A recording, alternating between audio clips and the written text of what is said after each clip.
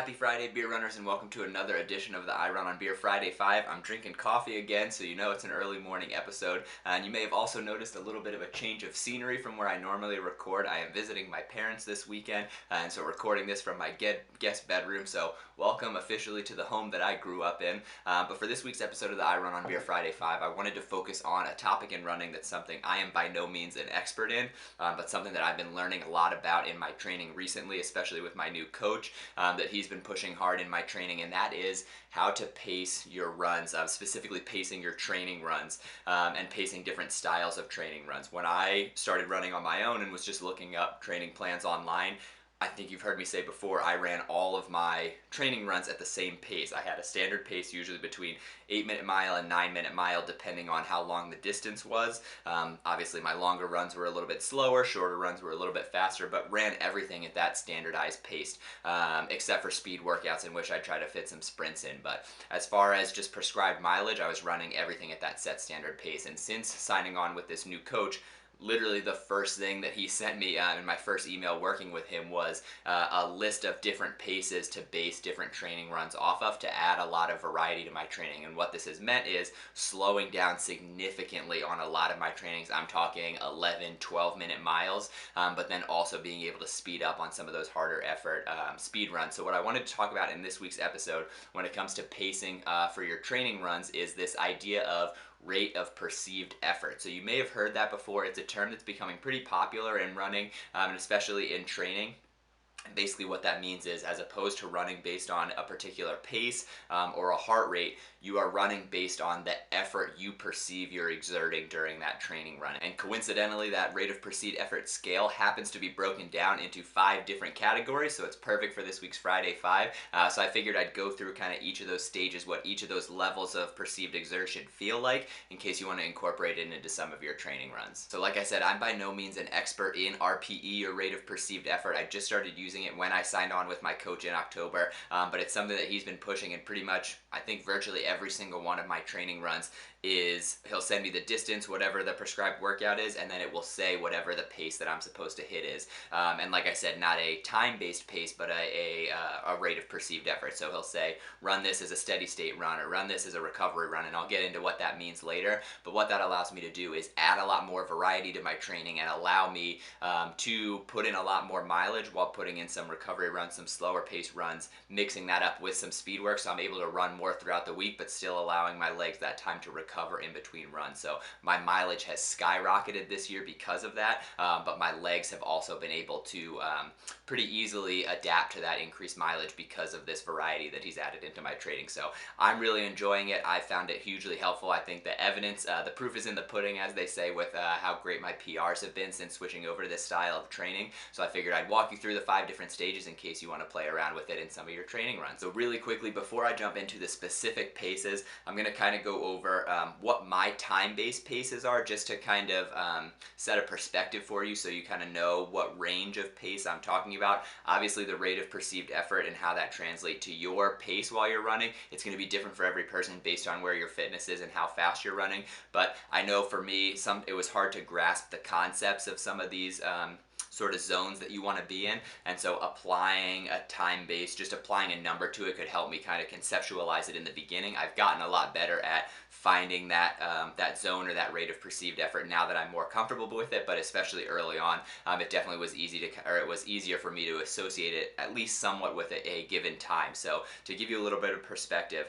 like I said, for my training runs before I started using this, I was running most of my runs around an 8-minute to a 9-minute mile. Let's say like 8:30, 8:45 was, I'll say, an average pace for anything over about 5 miles. So that was about my average pace, and then just some PRs to give you an idea of where my race times were. My marathon time was just over 4 hours, literally 19 seconds over the 4-hour mark. For a half marathon, I was around a 140, 145, but in that range, I was going back and forth between those times. And then a 5K, I was about at a 21, 22-minute mile, right at about a 21, 22-minute time, right around a 7-minute minute mile for some of those races. So just to give you an idea of where my standard paces were when I was running everything at just a given pace, and then I'll go down into what my training looks like now that it's broken down into these 5 categories. So jumping into the first rate of perceived effort zone that you want to be in, I'm going to start at the bottom at the slowest and work my way up to the fastest. So as we go through these, again, I think it can be helpful to apply a numerical scale. So consider your running effort on a 1 through 10 scale. So 1 being extremely easy, you're exerting virtually no effort. 10 is the absolute fastest you could possibly go. You could not physically go any further. So 1 through 10 scale, we're going to start on the lower end with the recovery run, which is that first level of rate of perceived effort. And so when you're running a recovery run, you are really, you're probably in that 1 to 4 range, and you will find that you are barely elevating your heart rate. Obviously, it'll be elevated a little bit because you will be running as opposed to just walking or sitting around. So I'm usually hovering between 125 to 135 heart rate. Again, this is the rate that you perceive your effort at, so the heart rate won't stay standard for every time and the pace won't stay standard at every time, but again, it can be helpful to just like picture those numbers when you're getting started, so you kind of have an idea of where you should be at. This one was the hardest one for me to get used to. I don't know if you've ever tried running based on heart rate or tried running keeping your heart rate under 130, where some of my runs where my coach said you need to keep your heart rate under a 130, and I was running close to a 13, sometimes 14-minute mile. So again, going back to the fact that I was running 8-minute miles for everything beforehand, it was incredibly difficult to conceptualize being able to run and being able to keep that heart rate down below the 130 to 135 zone. So incredibly hard to get used to, but once I did, like I said, this has become one of my favorite styles of run. It is incredibly easy, incredibly comfortable, and it's exactly the perfect run, especially like for a weekend or something like that, when you just want to de-stress, you just want to relax, get in and log some miles. It's very easy, very controlled, just very enjoyable as a run, and so that's that first level, that recovery run level. Again, it's a 1 to 4 on the exertion scale. You should feel like you're not exerting much energy at all if you're doing it correctly. This is also the pace that I'll do like my warm-up runs at and things like that, especially before a race. If I want to warm up before a race, I'll run a little warm-up mile at a recovery run pace, gets my legs warm, gets my muscles warm and ready to run without exerting any additional effort that will take away from my race effort. So that first level, that 1 to 4 on the RPE scale, or rate of perceived effort, is going to be that recovery run. The next stage up from the recovery run is going to be the endurance run. This one can be a little bit tricky, but again, if you're looking on that 1 to 10 scale of exertion, if recovery run's that 1 to 4 area, endurance run is going to be around a 5 or a 6. So I like to say this is sort of the transition area, so you should still, this is still a comfortable pace. You're not exerting your pace, and actually my coach likes to call this your forever pace. So an endurance run is when you're running at a pace that you can comfortably, that's the key word, comfortably maintain for long periods of time. So again, you're exerting yourself just slightly more than you are on a recovery run, but not so much that you're struggling throughout these long distance runs. Endurance runs are usually around the 2-hour mark, 2 hours plus, so this should be a pace that you can comfortably maintain for 2 hours plus without feeling yourself, like without pushing yourself too hard. So again, even though when I was doing my first round of marathon training, I was running my long runs at around an 8:45, 9-minute pace, I was pushing really hard. My heart rate was elevated, sweating a lot, especially towards the end, having trouble having conversations or speaking or things like that. I was pushing myself a lot harder. That's not what you want to do for an endurance run. An endurance run is still those long distance, those especially long runs on the weekends when you're marathon training, but at a comfortable pace that you could maintain flat standard throughout those entire runs. So I like to compare or talk about the endurance run is sort of like the bridge between some of these levels on this scale. So recovery run and endurance run are those really comfortable paces, and endurance run is sort of the bridge between purely comfortable to, we'll talk about in the next category, when you're just starting to exert yourself and start having trouble holding conversations and things like that. So again, on the 1 to 10 scale of rate of perceived effort, if recovery run is at a 1 to 4, you are at a 5 to 6 with the endurance run, and it's sort of that transitionary stage before you really start pushing in some of the higher levels. So when you're running at the endurance run pace, you should still be able to talk, you should still have a comfortable heart rate, you will feel yourself exerting a little bit more effort than the recovery run. It is a little bit higher, but again, it's still comfortable. You're running at a comfortable pace that you could maintain for long periods of time. The next category I think is actually my favorite style of workout to run. And if we're looking at the rate of perceived effort scale, we had 1 through 6 is the recovery run to endurance run, and the next one is going to be the steady state run, which hovers right at 7, and this is the first run that's going to push you just outside of your comfort zone. And that's the key part here, is it's just outside your comfort zone. So if you get yourself, one thing that helps me kind of find my comfortable pace for a steady state run is if I find my comfortable endurance pace, my comfortable forever pace, and then just push myself just slightly outside that range. Again, just for numbers wise, if you're looking at pacing for this, I can be anywhere between, if it's a shorter distance steady state run, like a 15-20 minute interval, might be in the high 7-minute range, so 7:45, 7:50. If it's a longer steady state run, like a 50-minute or up to an hour, I'll probably be closer to like an 8.5 minute. So again, it's pushing yourself just outside your comfort zone. Your breathing will increase. You'll feel that exertion start to creep up. You should still be able to speak. You should still be able to say quick sentences and things like that in between breaths. You're not pushing yourself too hard. Again, you're at that 7 range, so you're still pretty close to your middle ground, but just outside that comfort zone.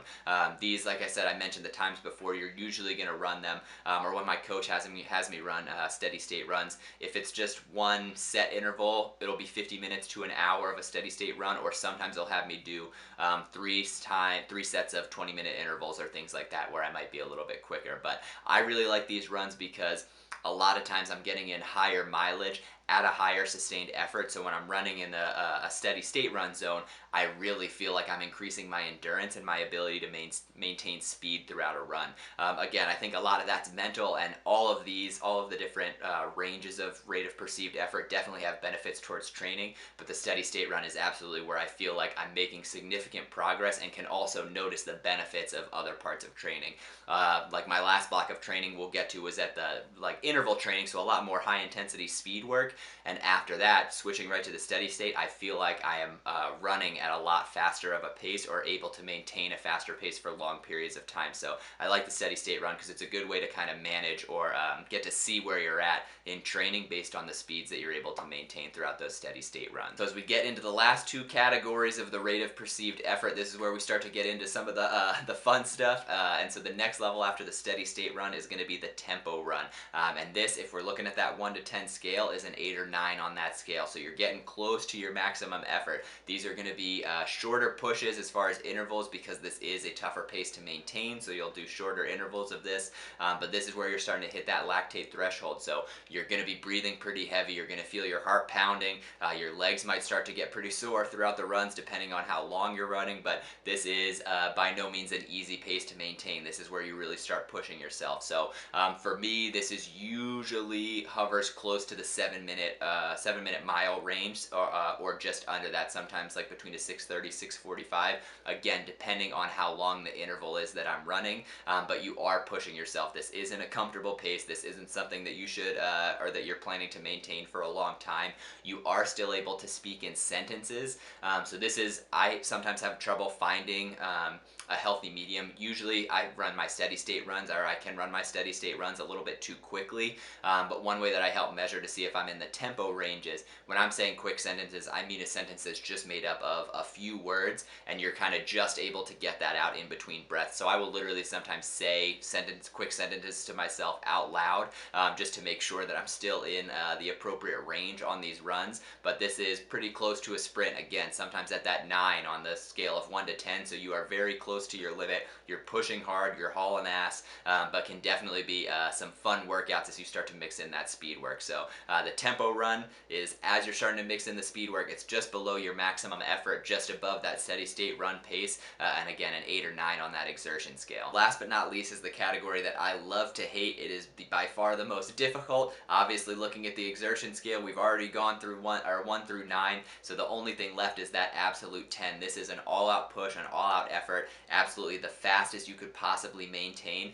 These are a lot shorter distance runs because you are literally pushing at an all-out sprint for the most part. Again, the pace can change depending on how long the sprint is, if it's 100 meters, 400 meters, 800 meters, etc. But this is the fastest possible pace that you can maintain for whatever the prescribed distance is. I just came off of a block of running interval training, a few weeks of doing running interval training where I'm doing multiple interval trainings or interval workouts throughout the week, and I promise you, this is a brutal pace to maintain.